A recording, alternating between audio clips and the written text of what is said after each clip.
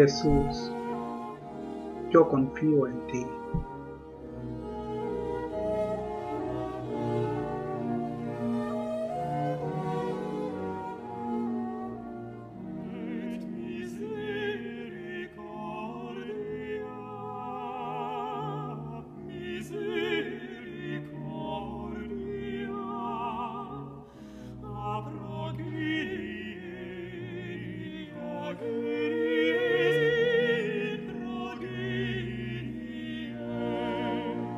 Que ningún alma tema acercarse a mí, aunque sus pecados sean como escarlata. Ave María Purísima, sin pecado concebida, María Santísima.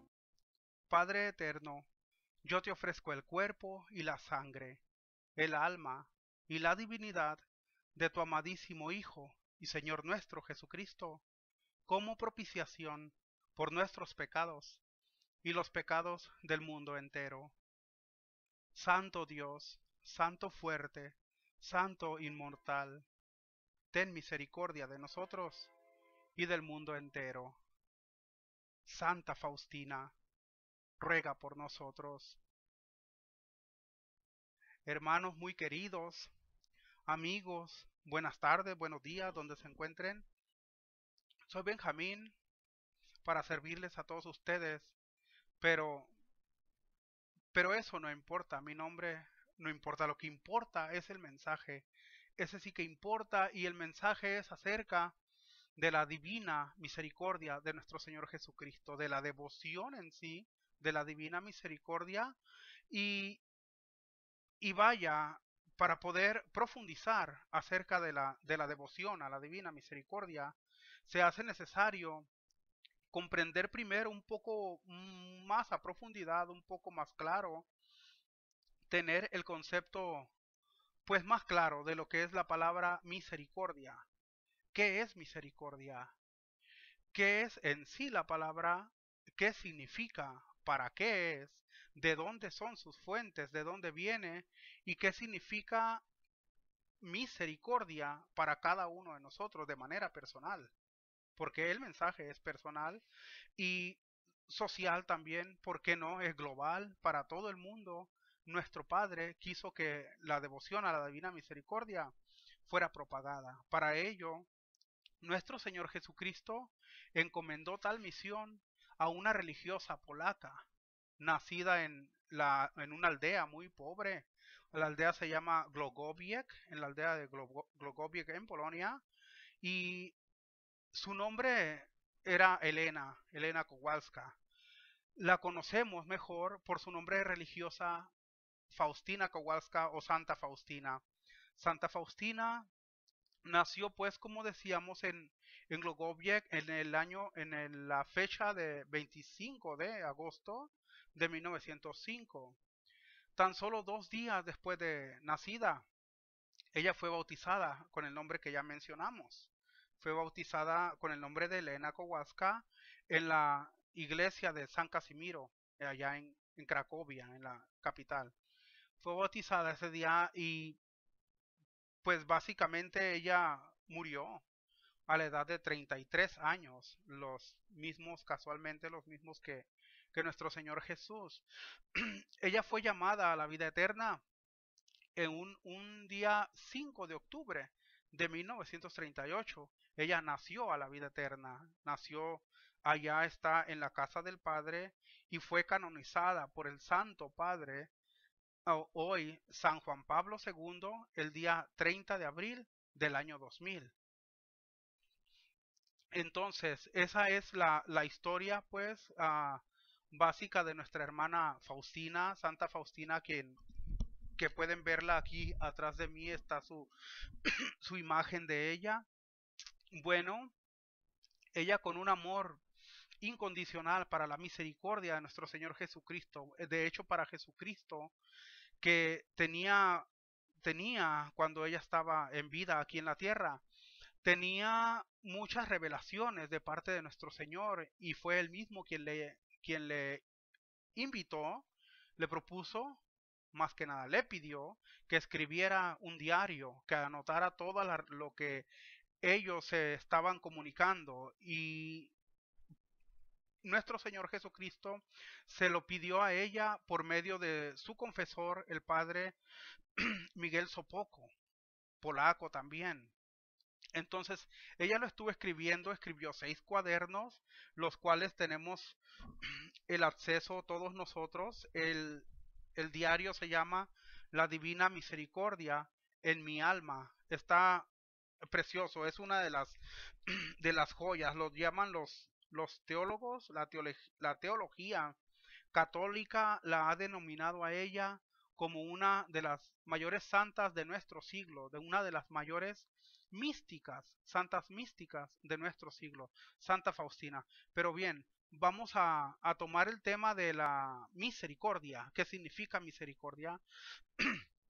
Bueno, para poder hablar acerca de la misericordia se hace necesario, hermanos, yo creo que hablar más que nada de la traducción literal de misericordia, ya que misericordia en sí es el núcleo de, del corazón de Dios. Dios es amor y misericordia. Entonces, misericordia viene siendo el corazón, el núcleo, el centro del corazón de Dios. Por lo tanto, se nos hace imposible tratar inclusive descifrar lo que es la palabra. Nadie puede ni podrá nunca decir lo que misericordia es. ¿Por qué?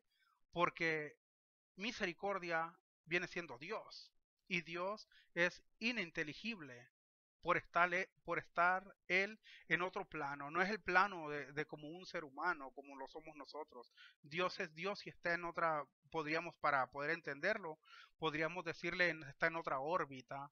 Entonces, misericordia no podríamos ponerla en palabras, pero sí podemos acercarnos un poquito a lo que es la traducción literal de la palabra misericordia. Y la traducción literal es la siguiente. Misericordia significa que Dios, nuestro Padre, en su bondad, tuvo compasión de la miseria ya existente desde los principios, desde el Génesis, en nuestro corazón, en nuestra cordia, en nuestra cardio. Misericordia significa eso. Miseria y cardio es una palabra compuesta de dos palabras. La miseria y el cardio. ¿Sí? La miseria que tenemos en nuestro cardio, en nuestro corazón. Esa es misericordia. Entonces, significa que Dios, nuestro Padre, en su bondad, puso su mano poderosa, puso su mano amorosa en la miseria que hay en nuestro corazón. ¿Cómo es eso, que la miseria que hay en nuestro corazón? Bueno, pienso que todos conocemos, quiero pensar que todos conocemos la historia, famosa historia de la caída, que le llama también la teología católica, la caída. La caída viene siendo, se remonta pues al libro de Génesis, capítulo 3, versículo 1 y siguientes. En el libro de Génesis se nos cuenta cómo Eva fue tentada por la serpiente, representando el demonio, fue tentada y le dieron a probar una manzana. Se le dio a probar una manzana representando la tentación y, y ella pues comió de esa manzana y todavía le dio a su marido, a Adán. Entonces ellos quedaron automáticamente ligados al pecado. Desde entonces, todos nosotros, desde ese entonces, venimos arrastrando una actitud pecaminosa, una concupiscencia, le llama el apóstol Santiago. Sí, y desde entonces el pecado ejerce cierta atracción en nuestra persona, es decir, nosotros nos gusta el pecado, nos gusta, degustamos el pecado, lo disfrutamos, ¿sí? Nos lleva a la perdición, nos lleva a la muerte, nos lleva, es más, nos lleva a la muerte eterna, nos lleva a la ausencia de Dios de manera total. No hay nada peor que el pecado. No hay nada peor que el pecado.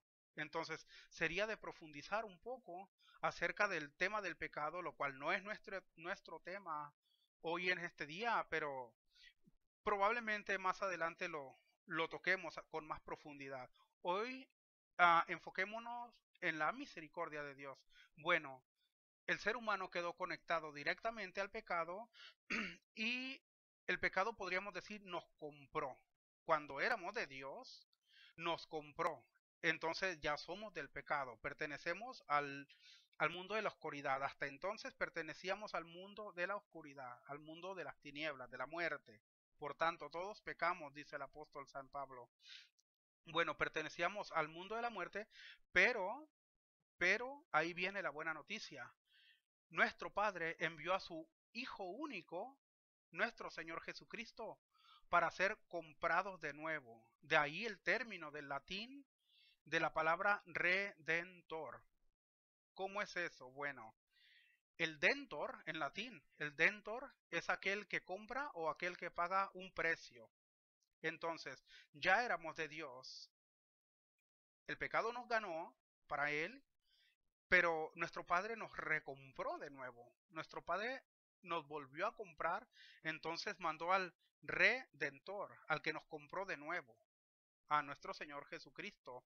Nos compró con su muerte y muerte de cruz. La cruz, más que martirio, era una muerte, le llaman ignominiosa, una muerte vergonzosa, era una humillación. Es decir, lo que al ser humano más le cuesta entregar, que es su fama, su popularidad y demás, ¿sí?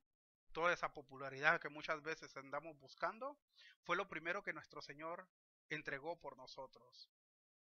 Se anonadó a sí mismo y se entregó a una muerte y muerte de cruz. ¿Y en qué forma es que entregó ese nombre que él tenía como ser humano, porque era verdadero Dios y verdadero hombre?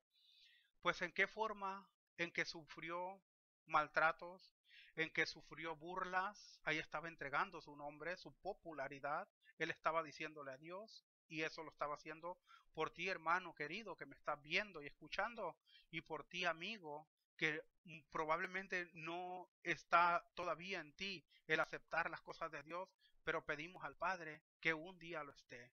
Nuestro Señor aceptó escupidas en la cara, aceptó burlas, se mofaron de él, hicieron de él una vergüenza.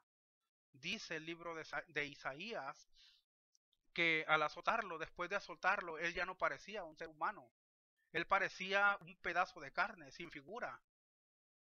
Sí, todo eso lo sufrió él por ti y por mí. Bueno, al, al terminar todo, su crucifixión y todo lo que él pasó por nosotros, desde el libro también de Isaías nos remontamos un poquito más atrás. El libro de Isaías cuenta que 750 años antes de Jesucristo, ya Isaías nos venía diciendo que lo iban a matar, lo iban a golpear, pero que no se le iba a quebrar ni un hueso. Eso es el profeta Isaías hablando. Bien, en el libro de San Juan, del apóstol San Juan, en el Evangelio, del evangelista del amor le llaman, fíjense muy bien lo que dice. San Juan capítulo 19,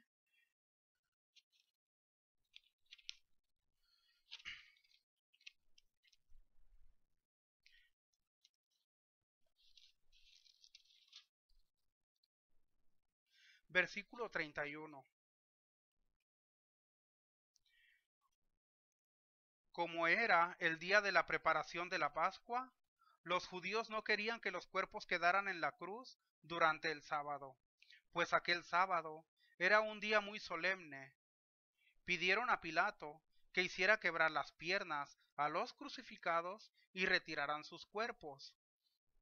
Fueron, pues, los soldados y quebraron las piernas de los otros dos que habían sido crucificados con Jesús, pero al llegar a Jesús vieron que ya estaba muerto y no le quebraron las piernas, sino que solo uno de los soldados le abrió el costado con la lanza y al instante salió sangre y agua. Palabra del Señor. Gloria a ti, Señor Jesús. Cuando Longinos, el nombre del soldado era Longinos, o Longinus según el griego, no nos lo cuenta la palabra, pero su nombre era Longinus, que significa lanza también. Cuando Longinus abrió el cuerpo de abrió el corazón, el costado con la lanza, el costado de nuestro Señor Jesucristo, brotó de inmediato sangre y agua, nos cuenta la Escritura. Nos cuenta también que no le quebraron los pies como solían hacerlo y como lo hicieron con los otros dos, que habían sido crucificados con él. Esto para que se cumpliera la profecía que había sido pues dicha, ¿verdad? 750 años antes de Jesucristo por Isaías, por el gran profeta Isaías. Bien, no le quebraron los pies, sino que le incrustaron la lanza en su costado. Cuando le incrustaron la lanza en su costado, salió sangre y salió agua. Es lo que significan estos dos rayos: la sangre que nos limpia de pecado y el agua que nos purifica. Eso significa la misericordia, que Dios envió a su único hijo para que muriera por nosotros, y salió sangre y salió agua. De inmediato cayeron, esa sangre y agua cayeron en el mismo soldado Longinus, y se convirtió al instante. Él cambió de vida a toda su familia, y se convirtieron al cristianismo, la religión que nuestro Señor estaba apenas fundando en ese entonces. Bueno, ¿qué significa aquí? Aquí hay una enseñanza un poco profunda. Profundicemos, pues, vaya la redundancia, profundicemos en ella. ¿Qué significa que Longinos le clava la lanza y nuestro Señor propicia que este hombre se convierta? Es decir, la persona, Longinos representándonos a nosotros, la persona que más daño le está haciendo a nuestro Señor Jesucristo, está retribuyendo ese mal con uno de los bienes, yo diría, con el bien mayor que un ser humano puede recibir, que es la misericordia de nuestro Señor, la redención de nuestros pecados, la retribución de todo bien espiritual que este hombre había perdido. Estaba significando también la conversión, por lo tanto la vida eterna, porque sin conversión no hay vida eterna. Entonces este hombre se aseguró de que nuestro Señor estaba muerto, le clavó la lanza, y a cambio recibe la vida eterna por nuestro Señor Jesucristo. Hermanos,